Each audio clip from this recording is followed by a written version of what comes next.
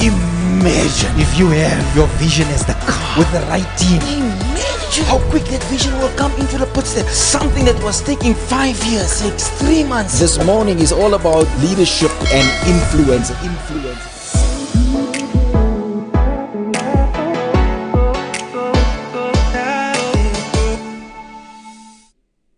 A very, very, very, very good morning to you all.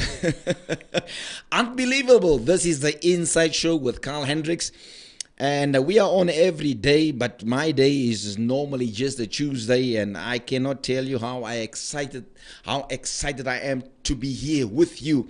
Rather interesting topics that we're doing this last few weeks here, and today I'm talking about marriage, divorce, and remarriage.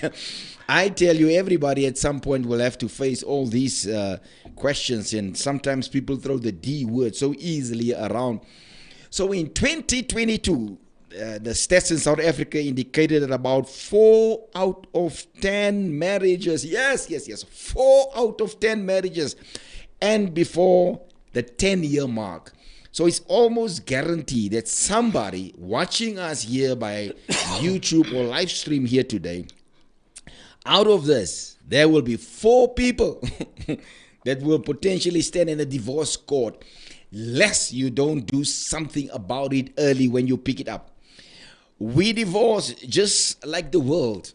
We are Christians, but I'm not sure if I see a difference between divorces that's in the world and divorces that's in church and in the Christian circles.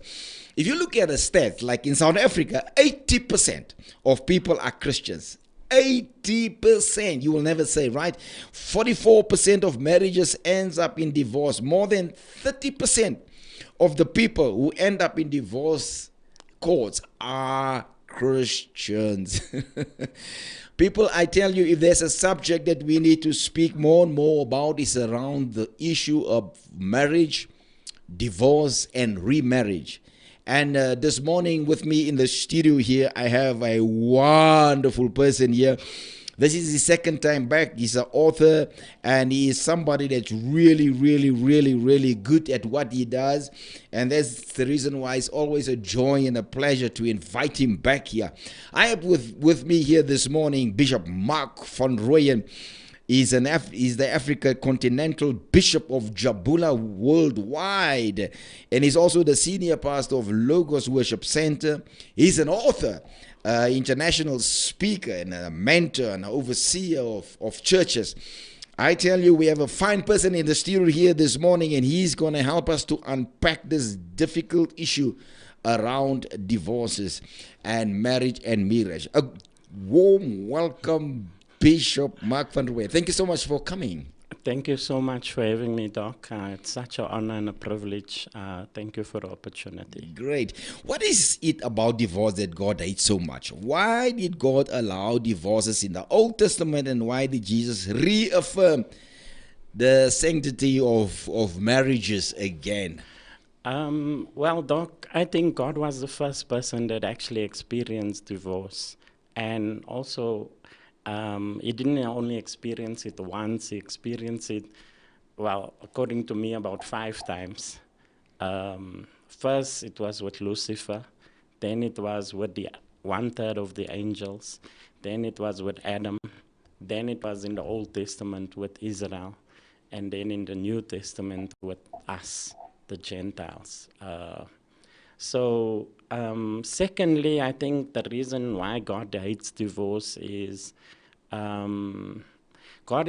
it destroys the whole concept of covenant, because God is a covenantal God.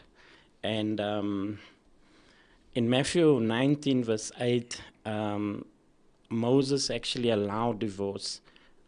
That's the next question. He allowed divorce because of the hardness of people's heart. When we talk about the hardness of people's heart, we're talking about the unwillingness to follow the Lord's way, to be uncircumcised in your heart, to be stubborn, to be stiff-necked, and also to have like an inability to the strictness of the law. But if you look at marriage, a covenant marriage, you will have to confront you'll have to confront issues in love, and then you also have to walk in unconditional forgiveness. And Jesus reaffirms the sanity of marriage because it's sacred. It's marriage is honorable, and I think we have undervalued it. We notice that many marriages are dead.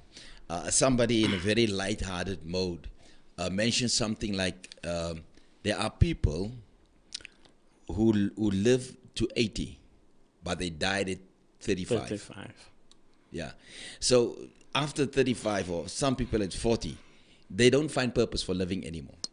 And many marriages are dead. Couples are still married on paper and play happy family, but they don't talk or they are not connected. Tell us about marriage and why is it such a beautiful gift from God?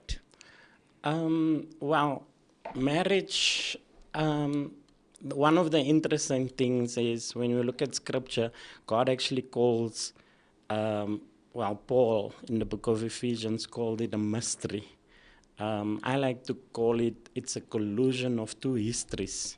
So you basically, it's a beautiful thing to see how God brings two individuals from different backgrounds, different cultures together, and for them to like form one of the highest or the most honorable relationship. That for me is the beauty of marriage, because I had to learn to adjust when I got married, because myself and my wife, we comes from like two different backgrounds. I was raised very poor, she was raised middle class, and what was abnormal for us or once-off experiences, it was normal for them. Like, let me share an example. The first time I went to lunch at their house, they had like 4 different types of meat, and they had 2 desserts. For me, that was Christmas. Just to have one. Just to have one and to have one piece of meat.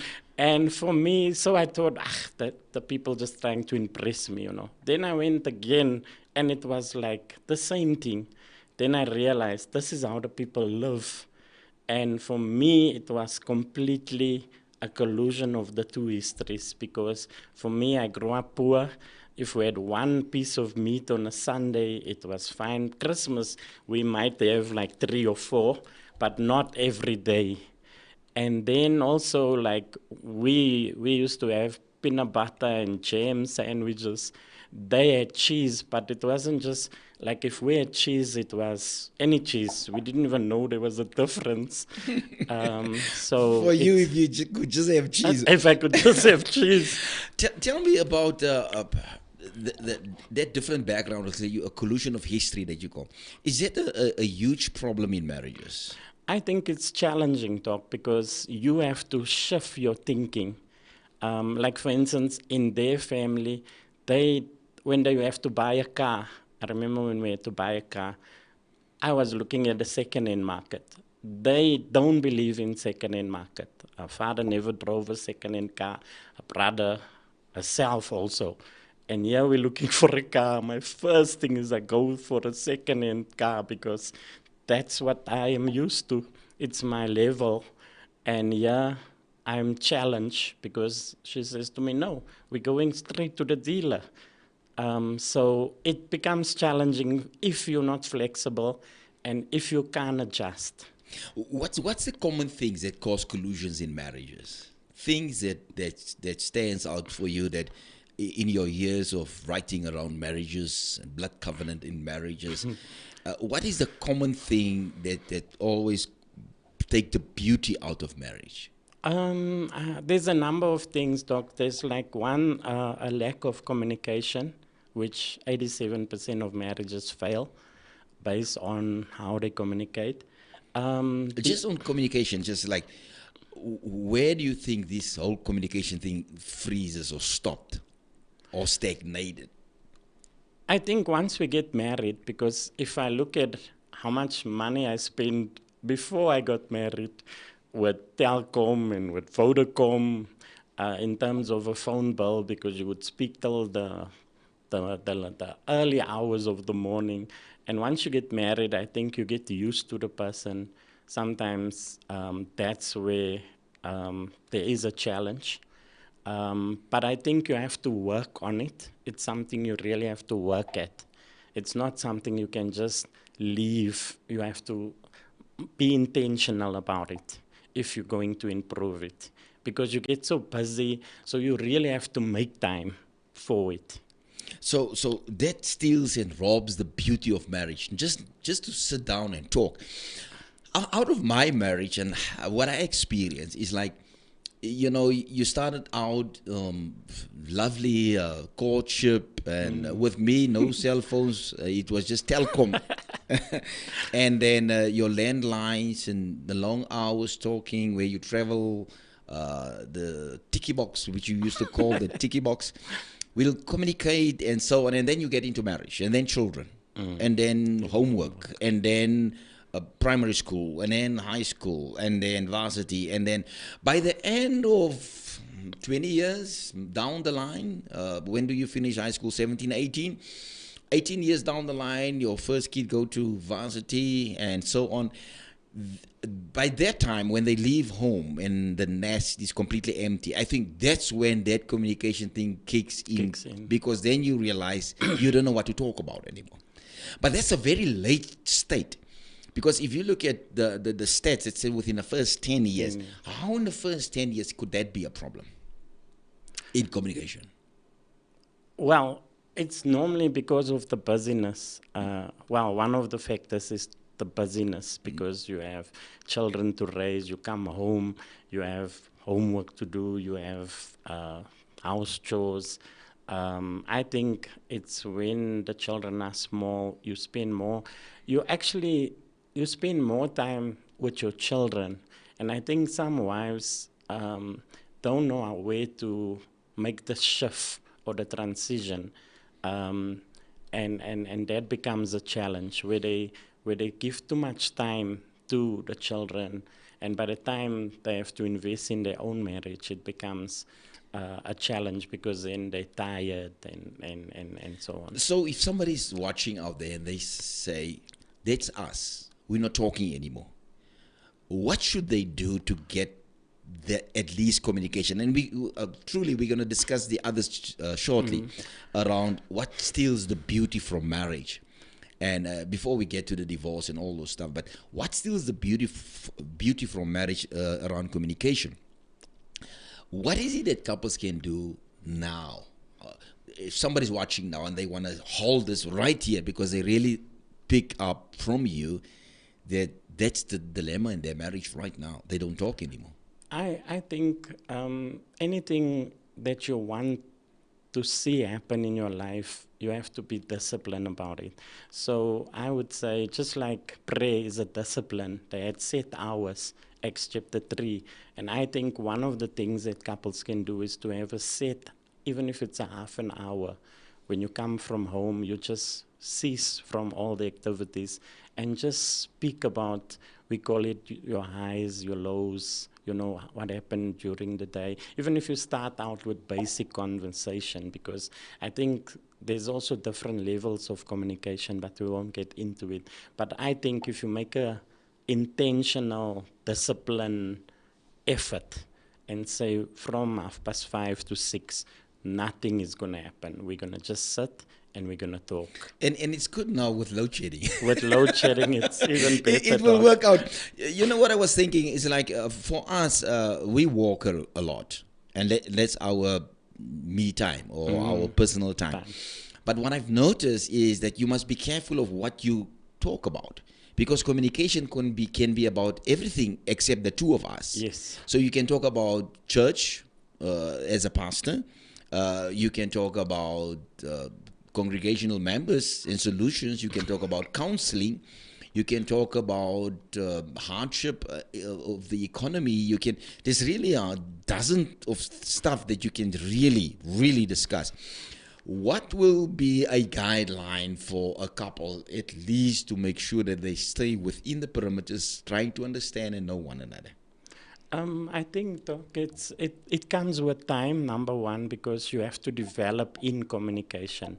Because all of us have the basic level of communication where we just talk about how was your day and so on. So you have to progress, you have to make intentional efforts to not like there's 5 levels that I mentioned in the book, but some of us just stay with the sharing of facts and ideas. We never get to the real conversation where we open, naked, unashamed, and where we just talk about us. Yeah. Not about What things. are you happy about and not happy about? What makes you happy? What challenges you? What is your dreams? What is your next move? What would you like to Do I spend enough Person. time with you? Yeah. Am I honest enough with you? Yes. The other day, I noticed you were upset because I said that type of That type raw of- information yes. to build communication. Yep. Yeah. Can we do what steals the beauty of marriage? And one of the things is infidelity.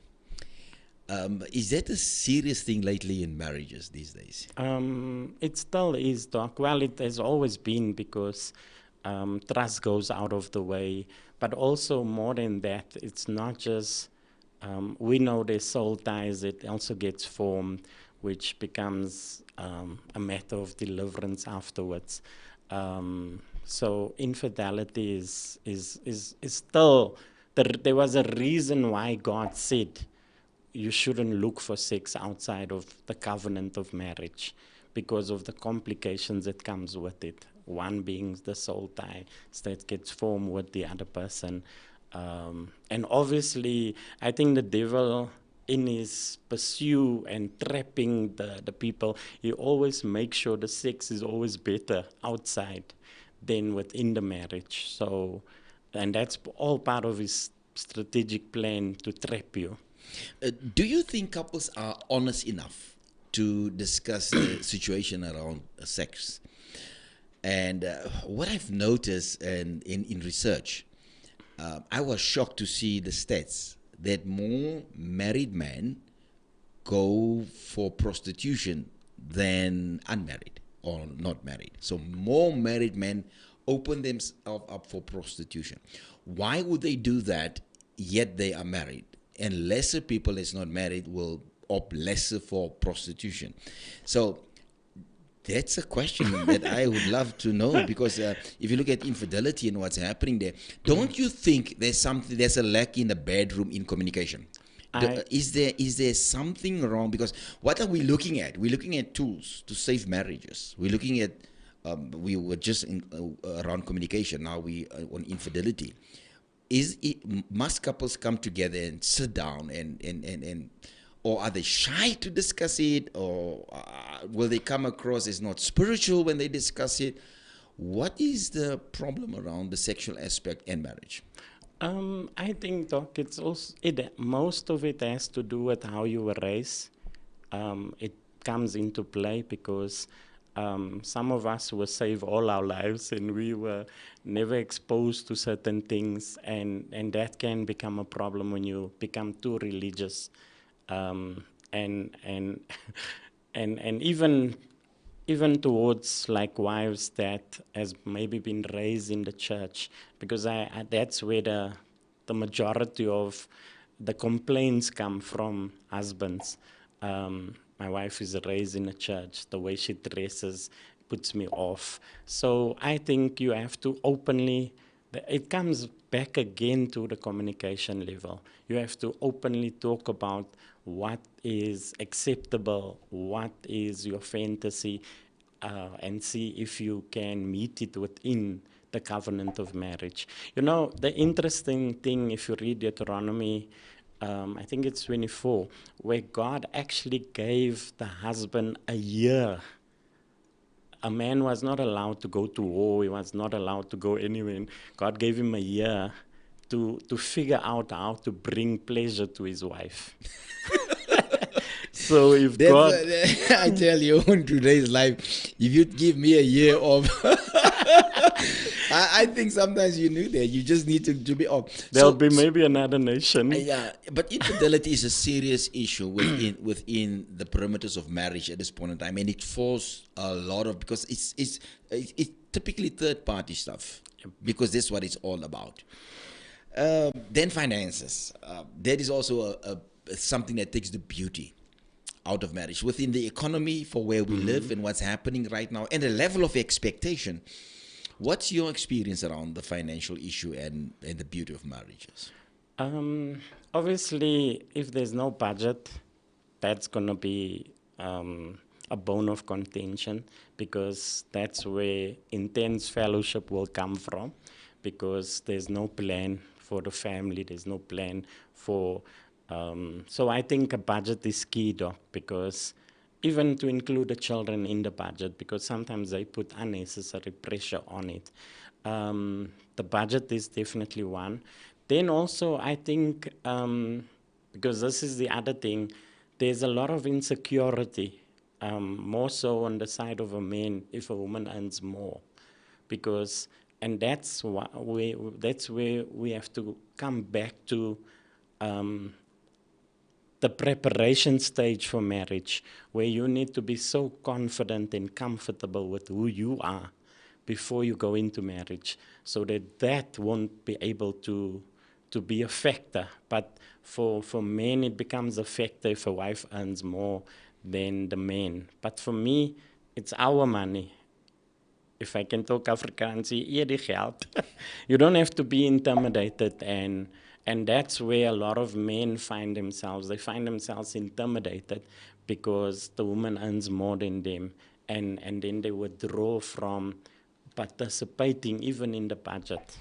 Do you think the ladies give the impression that I earn more? So when I earn more, I want to be the senior in the decision making within the household. For instance, like say in purchasing a house, and a woman earns more than a man.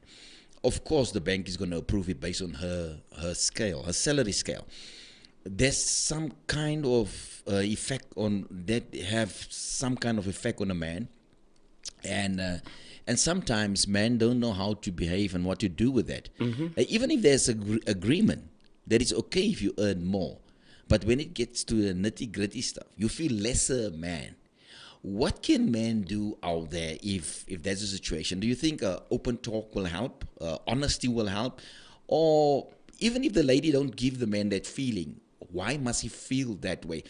What advice can you give to a man that's in that situation around the finances when the lady earns more? I still maintain, Doc, that it comes back to knowing who you are. And your value is not in the finances. So you have to really know who you are and what you contribute towards the marriage. And we determine value based on money, and it's not just based on money. So I think if you know who you are, that's the first step towards overcoming that feeling of inferiority, that feeling of low self-esteem, that feeling of I'm not good enough. It comes back to just knowing who you are. And with finances, what I've noticed for where I'm standing, also pastoring and looking into the congregation, if it comes to finances in a specific way, let's say there's a good understanding. Let's say the salary scale is fairly good, well balanced, but the economy is of such that the couple cannot just turn the corner. It's too expensive to keep the kids at school. It's the grocery bill is too high, and they have to let go of one car or something in that light. Because I had to face that more than once. What advice would you give to a couple, even though they healthily married, but there's financial strain, not based on their problems, but based on what the economy is throwing at them? What should they do to not to allow that pressure to somehow find its way into marriage? Okay, well, there's a number of things, Doc. One is definitely you have to live within your means. You have to make a quality decision to do that, because now there's outside pressure, peer pressure, friends, that buy new cars. So sometimes we put ourselves into financial difficulty, because it comes back again. We think our value is in what we possess and what we have. And so you have to, number one, face the reality. And number two, don't be afraid to do the necessary changes. Like you said, you have to get rid of one car, or only have like a car that's fully paid off, sell the one that's you're still making payments. So you have to really look at the practical side of the budget and be ruthless. And most probably, just to add on, it will not be like that forever. Yep. Because at some point, there must be a turning point. Things will come right again. So I think a good thing is to go for counseling if they need to. Yes. And there's a lot of couples out there, they don't know that there is a financial counsel. Yep. There's people that specialized in that to help you to fit your budget and to work through it. Because sometimes it's better to get an outsider to look into it. Because when you're in there, it's like, who's going to let go of what and when? You know, Yes. it's like, it's mine, it's yours, you know, that type of thing. But finances is a crucial thing, specifically in the times that we are living. With the electricity bills that's going out of control and the food. I don't know about you, but boy, oh boy, it's just unbelievable. You can stand at the till, and when you look at the numbers that's punched in there, and you look at the amount of groceries, you can almost do a flip there, because it's like, when you look at $2,500 that's on the till, and you look at what's in 5 here, packets or it's 4 like, packets. and that's hard. It's not easy. And then the school fees, and then you can go down the line. I must admit, if there was ever a time that darkness is misusing this strain and then this economic impact into our country, if there was ever a time that it is using financial strain, then it's now. And this is the time for couples to come together. This is the time for couples to say, let's sit down and let's make family decisions. Let's come together. Let's save the marriage. Let's keep the beauty of the marriage, because it's possible. Yep. And you have to make lifestyle adjustments. If there was once a month, like say weekly eating out, scale it down Up to once a month. Once a month, yeah. If there is a cheaper school that offers better, move the kids if needed. If there's, it doesn't matter what it is. Yep. Somewhere, somehow, around finances, I think You they have should to make be ruthless. You have to be. Another one is religious differences around marriages that bring strain on marriages. It's unbelievable. Not necessarily Christianity, not necessarily God, religious differences. Yep. So, what can you share and help us about that? Well, I had a couple. It's actually I had two people, let me say that. The one was a 7-day and the one was born again. So, unfortunately, because of the incompatibility spiritually, they ended up in divorce because no one wanted to compromise. The one believed you have to go to church on a Saturday, the other one Sunday. So that created a disagreement to the extent that they gave up the marriage, because the children became confused because they had to go to church Saturday and Sunday because no one wanted to compromise. So, and I think even scripturally, God was very specific. He made Abram's servant swear that he's not going to look for a wife outside of what they believe. So are we talking about being unequally yoked? My question here is, they are both Christians, is it not? They both is it Christians, about but which, they have the Sabbath? The issue was the Sabbath. the Sabbath. And the yes. Sabbath was literally standing between them and their marriage. Yes. It's sad, isn't it? It's very sad. Very, very, very sad. And on your way to marriage, what would you say to a young person that wants to get married? Or shouldn't they fix this in premarital counseling? They have Because, to. yes. And how many will do premarital counseling? Because, you know, if you look at K53, the driving test, you are required to walk around the car to know what's indicator, the whole K53. And that is just to get a license to be valid on the road, when to stop, when to go. Don't you think there's not enough being done about premarital stuff? Don't you think people rush too quick into marriage? I do, Doc. You see, what we do is we fail to prepare for marriage, because marriage is something you need to prepare. And one of the greatest preparation is you as an individual, because most people, they have this perception that they marry someone to complete them. And if you do that, you are in serious trouble. I like that. Because no one can actually complete you. You know, people make a statement, this is my better half, when they introduce their wife. So that is a problem, because if that thing will become a problem within your marriage, because if you need somebody to be the other half in your life, you are already in trouble. If you look at Adam, Adam was so complete before he got married, or before Eve came on the scene. He didn't actually even realize he needed a wife. It was God's observation that it's not good for this man to be alone. So I think the greatest preparation is you have to know who you are. I don't know how to stress that, because I've seen it in marriage. Like, if you don't know who you are, we had a couple that had the husband had a very strong personality, a dominant personality, and the wife, for the sake of peace, just kept on giving in, and eventually she disappeared in the marriage because there was nothing left of her. And I think that is when you don't know who you are. So another individual cannot complete you. You must be a whole individual, totally confident. You must love yourself, and then you must go into marriage only when you are confident in who you are and what you possess, and you should know where you're going.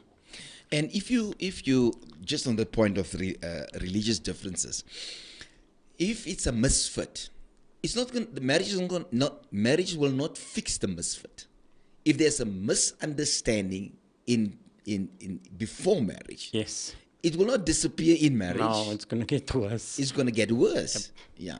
The other one is most probably laughing now, but the conflict with in-laws. Oh, yes. Is that a huge issue for divorce these days? When in-laws kind of allows, or the couple allows the in-laws, either side, to influence their marriage and their decisions. Yes, Doc, it is. One of the things that I advise couples, and I was crucified for it, but I have my reasons, is not to go for counseling to your family members or to your in-laws. Because when you expose your husband's weakness, let's just use the husband or the wife, it doesn't matter, the thing can be resolved between the two of you. But when it comes to family, it becomes challenging because they don't forget. Yeah, and they always remind you. Blood is blood. Yeah, they're always going to be biased. Yeah, and when the couple are sorted, then the family have a crooked idea of the husband or the wife, and they now on speaking terms and so much in love. And then the husband don't feel comfortable to go to family gatherings because he has been discredited. He's been gossip about, and it affects the whole marriage. Now you have situations where he goes and drops his wife, but he doesn't go in because of in-laws. I think you should keep them out. There should be clear boundaries, and you must be unapologetic about it. It's not a sign of disrespect. It's just for the benefit of the two of you, because you are now your wife's and your children's priority. And I think sometimes we mess up the priority issue because we have a tendency to not really leave our parents. But I must also just admit, I've seen marriages where the one party forces the other party to go astray from their family. Yes. To remove the support group. Mm-hmm. Because they do what they do, and they don't want the family involved for their own evil reasons, not for the other party to have a specific support group, so that when they do what they do, mm-hmm. the girl is alone at home or the husband is alone at home, or and then they do just what they want to do. Let's talk about drug abuse. How huge is that in the divorce issue? Now, when I say drug abuse, I'm not literally saying that one of the couples are on drugs. I'm talking about tablets and generally drugs. Now, if you use the word drugs, people always go for the extreme side, like crystal meth or something like that. Now, I'm talking about drugs in marriage that causes divorce, because there's people that lives on tablets, literally in divorce, literally in marriage. They literally live on it. How huge is that now in marriages? I think it's normal, Doc, in some marriages, because people are suffering from depression, and I know of people that are on antidepressant, Prozac, and all these, and it affects the marriage, because you'll find out that the wife or the husband, let me not be biased, wife or husband, you'll find out that they're not really active in the marriage, because most of the time they're sleeping because of the effect of the side effect of the like especially depression drugs. So it's a huge impact, because now the husband or the wife has to tend to the children alone, and it puts unnecessary extra responsibility on the other party, because the other party is now sick. And it all stems from worrying. Unnecessary. So the idea is for healthy marriages, if they can just sit together and call somebody in on time. Because most of the time, from my experiences, is that when couples are in trouble, you're the last person as a pastor to hear that there was problems in the marriage. As where you should be the first one. At least they should raise their hands, because somehow you experience training and you know how to do counseling, and somehow you understand something about the social aspects of marriage. But you're the last to know. It's almost like I just want to inform you I'm getting a divorce. Yeah. Or the one party send you a letter to say, I just received the divorce letter through the mail. It's so unfair on the other party. But drugs is a huge issue because of stress and because of anxiety.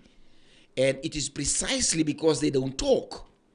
They don't sit around the table and they don't seek for help. And I think that's one of the things that should take place.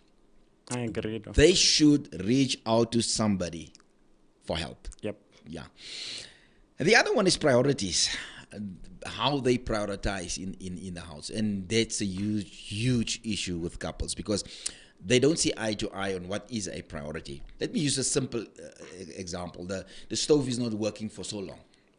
Out of 4 plates, 1 is working. And the guy went to go buy a Max on his car. I mean, this is just an extreme thing.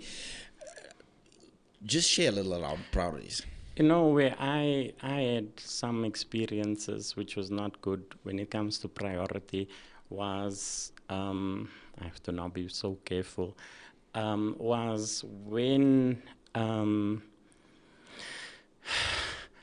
there's something, well, it's not going to be, the colors might not understand this, but it's something called the black tax, where an individual feel more obligated to look after his parents or his siblings than his own family. I had a situation where this person left his own family, Doc, with nothing, and he took all the money and he went to his hometown, and they were left with nothing.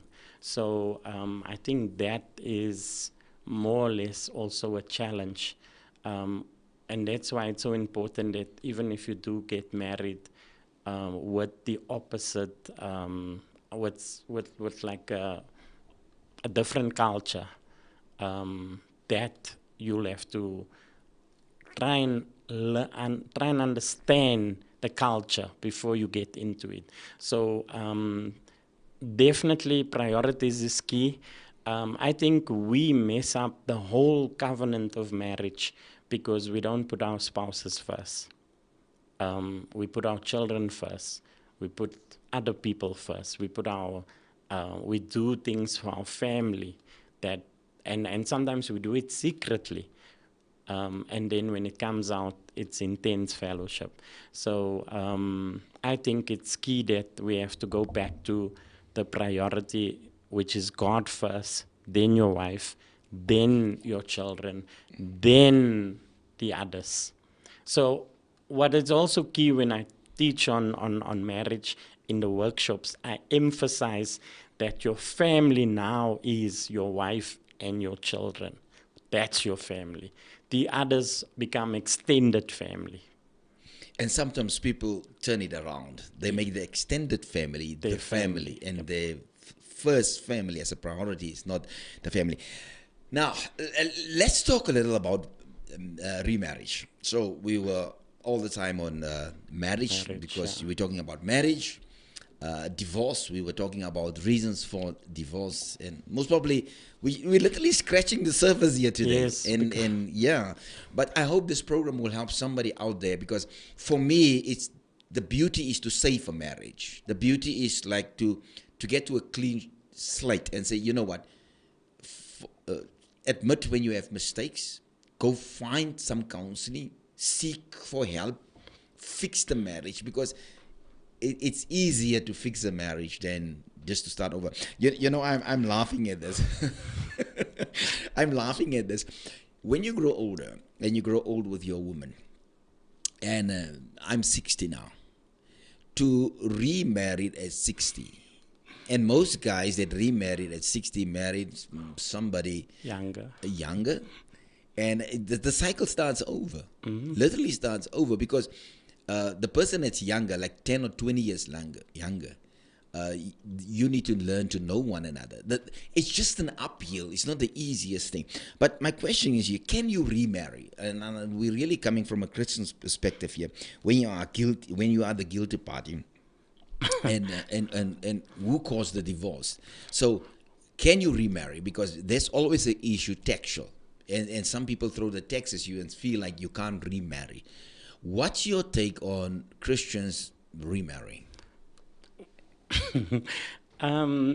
Good question, Doc. Well, I believe you can, based on the grace of God and the mercy of God.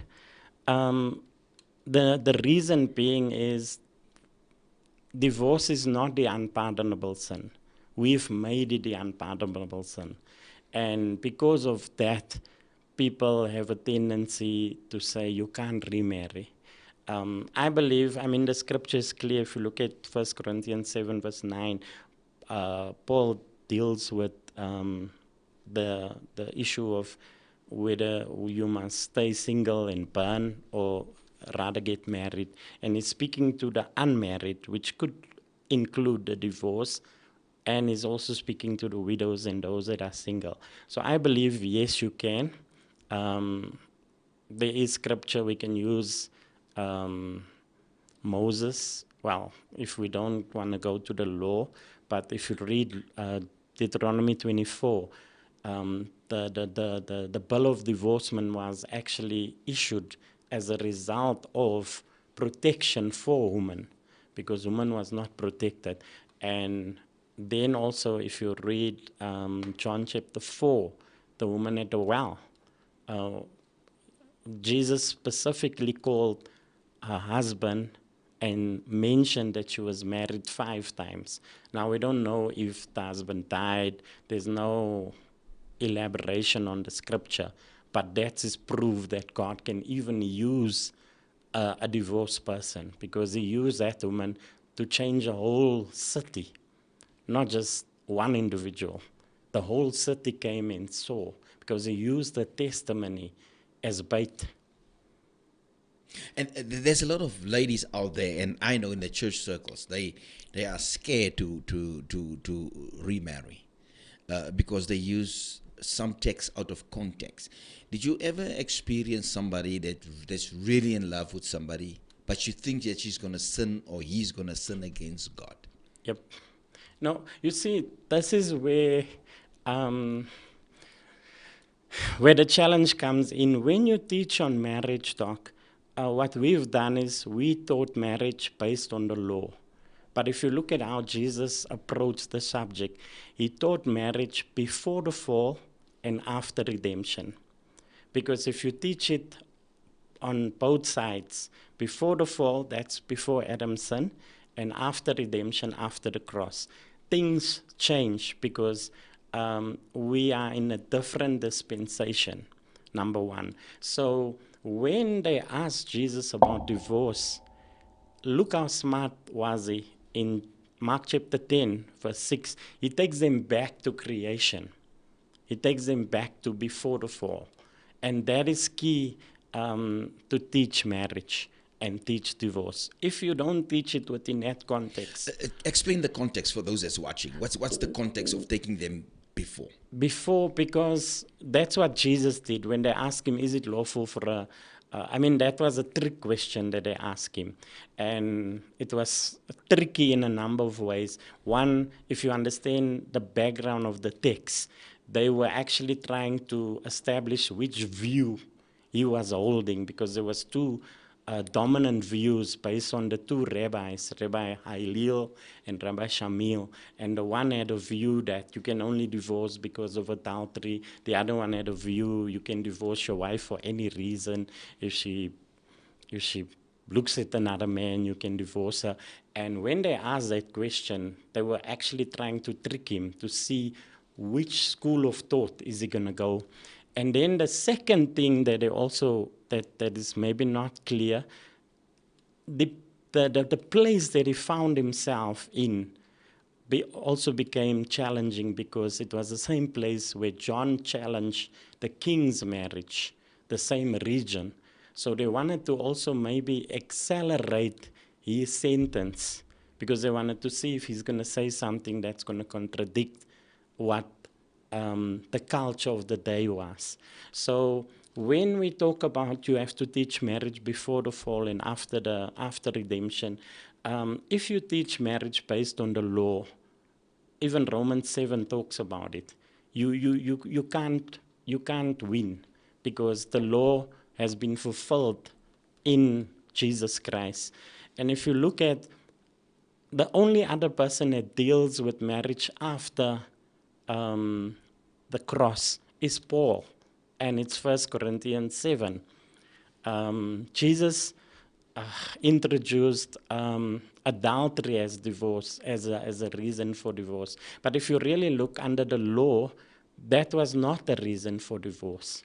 But when Paul deals with the subject of divorce, he actually goes back to, in 1 Corinthians 7, he deals with it after the cross. And the only thing that he mentions or that he gives advice is that you should marry within the Lord. You know, rather interesting. So the question is, who decides who the guilty party is in the divorce? No. I'm very deliberate on that question. Yeah, no. Very, very deliberate. I tell you why. The reason why I'm asking that is because sometimes the party that's really messing in marriage, that's really the guilty party, play his role or his or her role so well that it seems like it's the other party yes, that's the guilty party, because the person is just smart in playing his role around it and places blame on somebody else.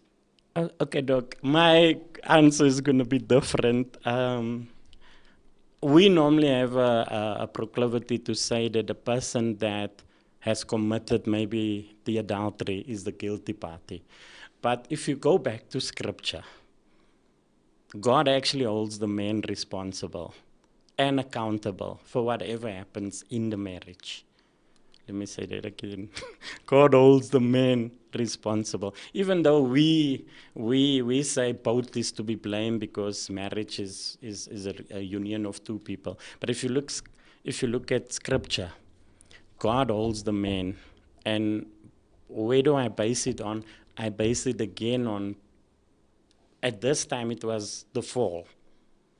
Because when God came and looked for Adam, he didn't, even though Eve messed up, Adam was the one that God looked for, because Adam was given the ultimate accountability for the family. And so my view on it is the man is to be blamed, even if it's the wife that has committed the adultery, based on the Scripture. Because God came and God asked Adam, where are you? It wasn't referring to allocation. It was referring to his position as the head of the family.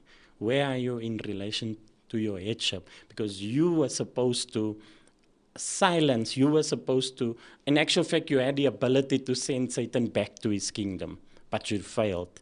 And this is where the problem comes in the marriage. It's when the husband becomes silent, and then there's unnecessary pressure that gets placed on the woman, and the order gets messed up. Because that's exactly what happened. And I have a case, if you read about Isaac and Rebecca, that's exactly what happened. Rebecca was running the show, as to speak, and look at the dire consequences.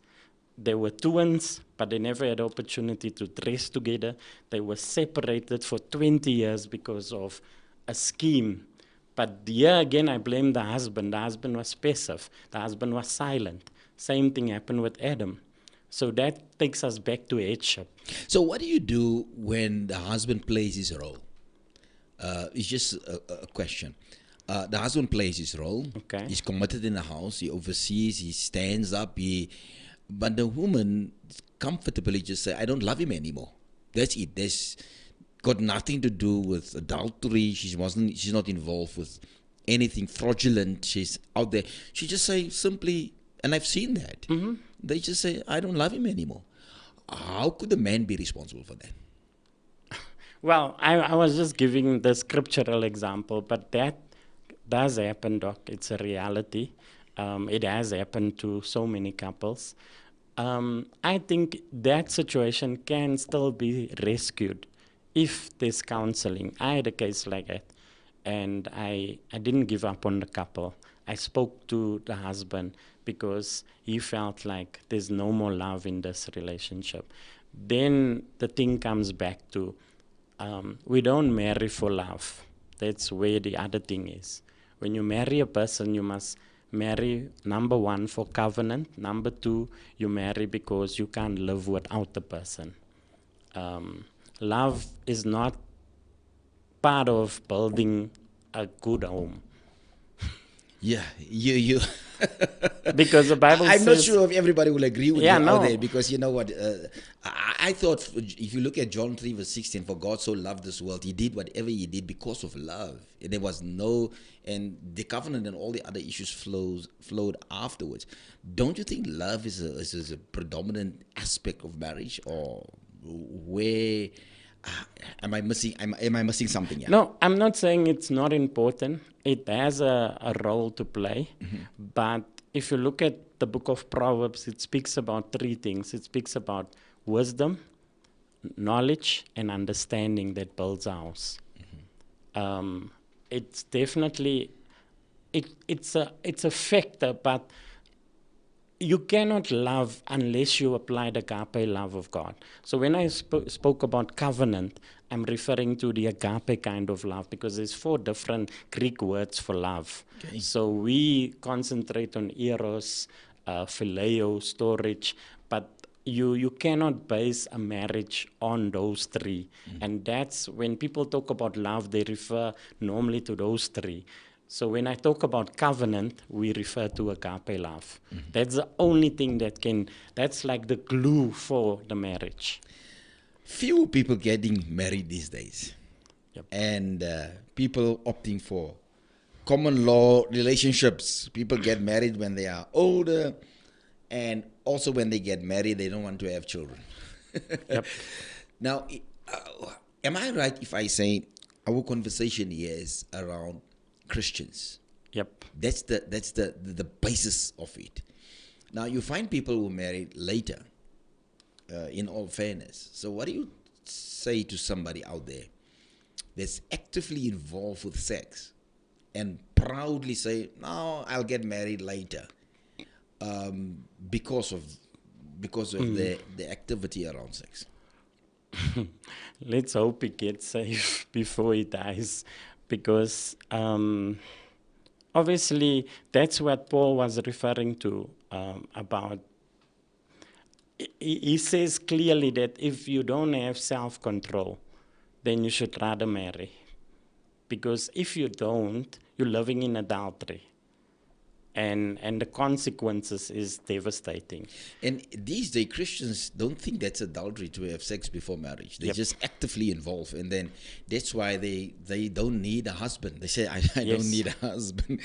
So it's really a sensitive issue around that. What can you tell a young person out there? Must they wait and stay a virgin till they get married? Or what is the real fact out there? Because some people say, "Come alive." This is evolving evolving community.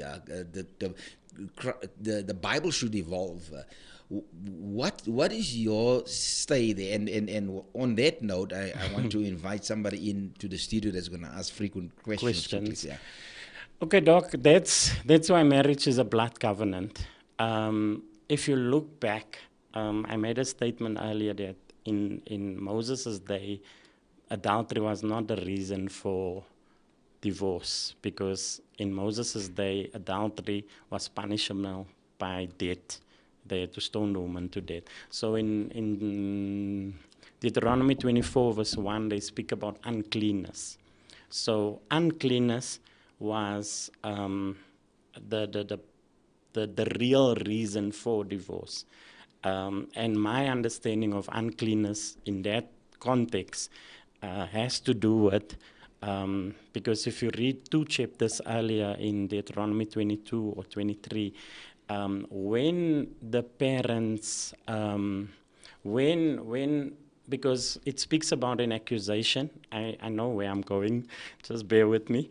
They speak about the husband bringing an accusation that when I married this woman, she wasn't a virgin. And then the parents provided the bed sheets at the time of marriage. And then after the marriage was, after the couple had sex, let me not use big words, obviously the hymen was broken if the woman is a virgin, and the blood would flow on the male organ and on the sheet. And that becomes the tokens of her virginity. So the parents would take that and they would keep it, so that when the husband comes and he makes an accusation that when I married your daughter, she was not a virgin, if it was proved that it was true, obviously she was stoned to death. So they would provide that as proof, and the husband had to pay a fine because he was slandering a virgin in Israel, and he had to keep her for the rest of his life. So that is where marriage, to answer your question, that's what I believe.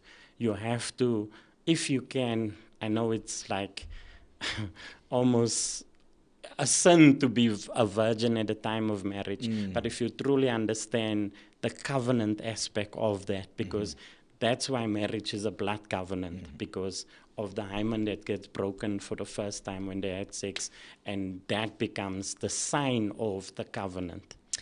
We have frequent asked questions, and I've got Nikki again in the studio here with us here, and she's gonna give us the frequently asked questions. Good morning, Doc. Good morning, morning. Bishop. So, question number 1, are there still good Christian singles out there that are potential spouses? And if yes, what are the top 3 things to look out for to ensure a successful marriage?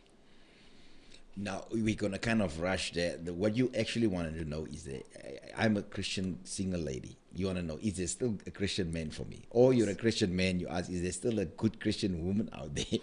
Because I'm keeping myself pure. I'm keeping myself a virgin. Is there somebody that's doing the same on the other side? Is there such a thing still in the 21st century? Because that's a question to ask. I think so, Doc. I think so. It comes back to values again, depending on how you were raised and what your view is currently on the issue of keeping yourself pure for marriage. So the answer is yes there. The answer is yes, yes. I know of people that are in their 40s and they're still virgins. Yes. So the answer is yes. The 3 things to look out for to ensure a successful marriage. Well, there's only 3 challenges in marriage: money, communication, and sex. So I think if you can find a solution for those 3, it will help. It will assist. Question number 2, how does one handle dating or marriage with a partner or spouse who has had several sexual partners before, especially if you yourself are a virgin? And how does one establish boundaries and an understanding so that our past don't negatively affect our marriage? Wow. This is where premarital counsel comes in, Doc, because in premarital counseling, you have to make sure that you deal with the issue of premarital sex because of the soul ties. Because if you don't deal with it during premarital, it's going to show up in the marriage. And it shows up in the marriage where I had couples where the wife or the husband told me straight that this woman can't satisfy me. And then I realized it goes back to the soul ties that they had with the previous partner. So then they need deliverance. So I think you have to be clear on staying a virgin by establishing your values. You have to make a decision. I know it's difficult in today's time, but it's possible. I know of people that have done it. So it's possible. Yes. Okay. Question number 3. As a married couple, what are the limits, boundaries to sexual exploration, intimacy? Example, pornography, masturbation, foreplay, sex toys, etc. We're talking about married couples now, right? Married couples. Yes. Married couples. I personally feel whatever you agree on and whatever you are comfortable with, because how can two walk together except they agree? That is my answer. If you agree, well, I personally don't believe in pornography and masturbation. I don't believe in that because it's addictive and there's social ills that goes with it. I know there's some that will argue with you and say it can be medically, like medical. There has been a medical argument when it comes to masturbation. But personally, when it comes to what you want and how free you are in your marriage, it depends on both you and your wife, and whatever you are comfortable with, that should be the standard. Standard. Last question. As a Christian, how do I explain divorce and remarriage to my kids in a healthy way that is honest but not harmful to the ideology of marriage, divorce, and remarriage? Yeah, that one is very difficult. Look, divorce is one of the most traumatic events that a person will go through. So there is no easy way because it leaves a scar, it leaves you handicapped, it leaves a lot of pain, it leaves a lot of things that you have to deal with. One being your self-esteem, another thing being your worth. You question your worth. You have to deal with suicidal thoughts. So it's not something. The best way to deal with it is honest, open conversation. Even if it's with a child, maybe not.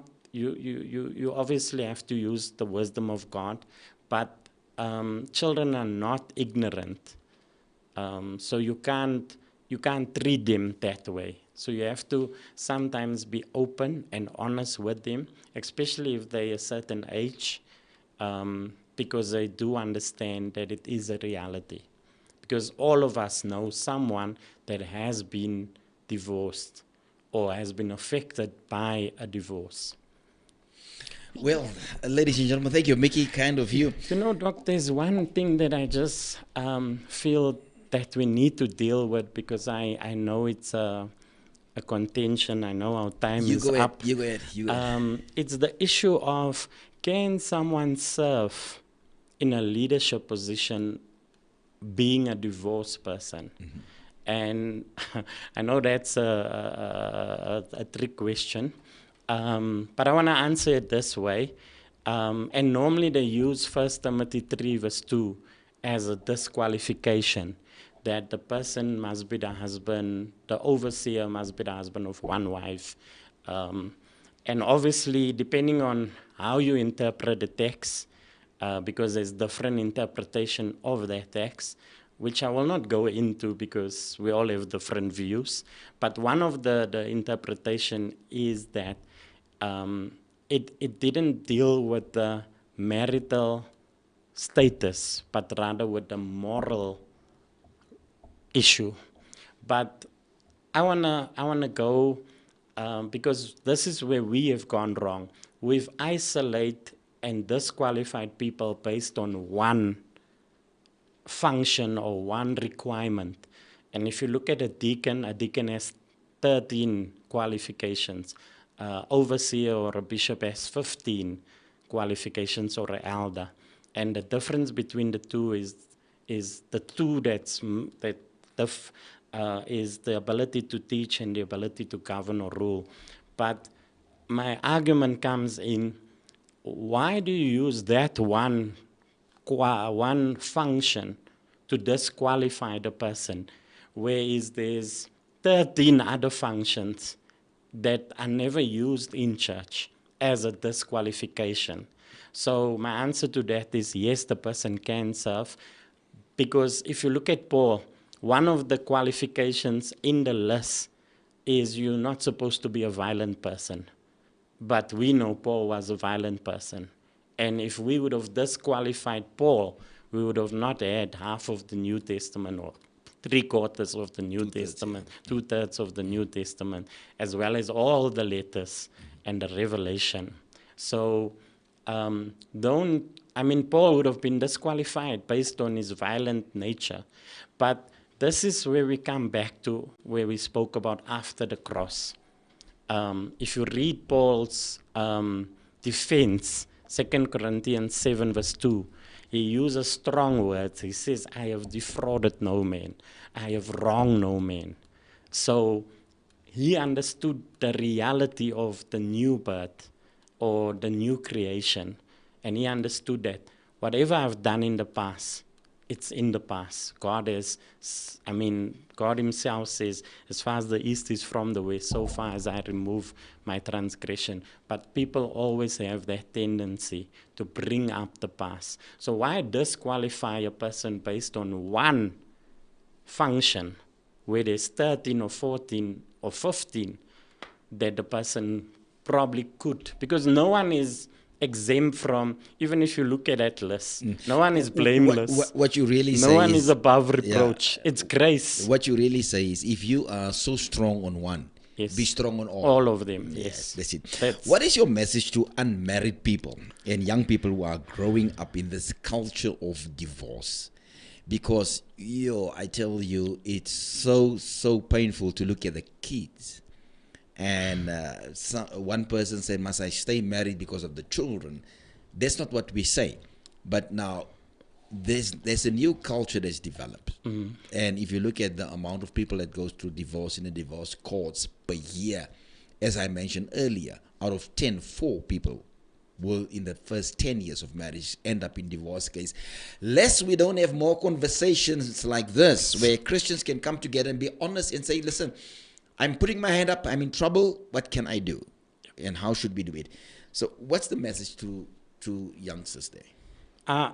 Is Doc referring to singles now? Yeah. I'll talk to the singles first. Okay. Because I want to say this, it's often not the things that happen in marriage that causes all the conflict, but rather the things that happen that were never addressed before getting married, which is important in marriage. So it goes back to the premarital counseling. Can Doc just repeat the question again? Yeah, what is your message to unmarried people? Unmarried people. Yeah. Number one. And young people who are growing up in this culture. So the young people also fall under unmarried people. Yep. It is growing up in a culture of divorce. Okay, my message to them is, number one, again, Doc, it comes to identity. You must know who you are. That I can't stress because I've seen the benefit of that. So you have to know who you are. Unfortunately, divorce is a reality. You can't pray it away. You can't wish it away. It is what it is. I mean, the statistics prove it. I think we have to educate people on the subject based on the truth, as well as based on the reality of what is happening in our society. We can't avoid it because that's the tendency that, and then the practice that we have become like accustomed to. So we have to, just like any other thing, be open about it, talk about it, and look at the consequences, explain to them the difference or the consequences of divorce, because it does affect the children. No, it does. I must just say, if there's a party that needs help, it's the kids. Yep. Because for where I'm seated, looking at the kids, some kids they don't want to be married to the opposite sex anymore. Yep. They go look for same sex partners because they feel like, I don't want to deal with that. Yep. Other kids go on drugs and they go astray really early. Other kids get involved with gangsterism. Others become suicidal because they blame themselves. And you know, Doc, we didn't touch a very important thing. I'll just mention it. I know our time is up. I think we as Christians need to be aware of what is happening, because currently they're busy redefining marriage. They're busy redefining what we think marriage is. Who's the we? I'm talking about us as Christians, Okay. as born again believers, because for us, marriage, or any born again, or I should say any real Christian, real born again Christian, should believe what God's word says. And marriage is between a husband and a wife, or male and a female, of the opposite sex. But now, if you look at how they define marriage, they speak about. I think I wrote it down somewhere. Let me just try and find it, because it's very smart in how they put it.